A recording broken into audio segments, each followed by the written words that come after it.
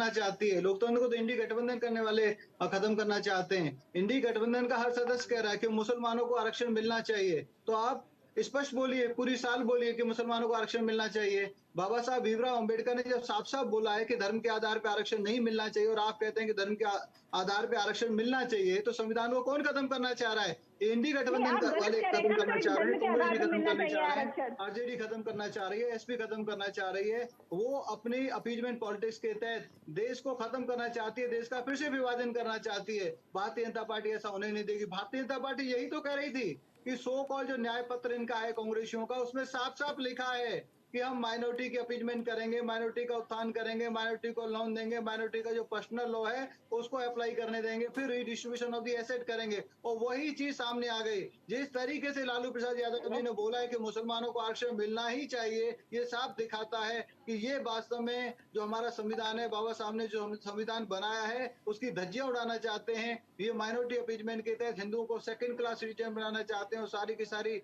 जितनी भी संपत्ति है, जी। जितने भी अधिकार हैं, जो इन्होंने बोला था कि प्रथम अधिकार मुसलमानों को होना चाहिए, उसी के आधार पे काम करना चाहते हैं। वहीं भारतीय जनता पार्टी सबके लिए काम कर रही है, सबका साथ, सबका विकास, सबके विश्वास के आधार पे आगे बढ़ रही है। जितना भी काम हमने 10 साल में किया, सबके लिए किया है। चाहे हमने 4 करोड़ से ज्यादा हम देखिए, लोगों ने जिस घर तरह से बनाए हों, वो संविधान सबको को दिए। और आरक्षण को मुद्दा बनाया गया है, भारत में प्रत्येक व्यक्ति संविधान के तहत अपने अधिकार को जानता है और मुझे नहीं लगता कि किसी भी पार्टी को ये स्पष्ट करने की जरूरत है कि संविधान के तहत किसको अधिकार क्या मिलेगा और किसको क्या अधिकार नहीं मिलेगा। आरक्षण को मुद्दा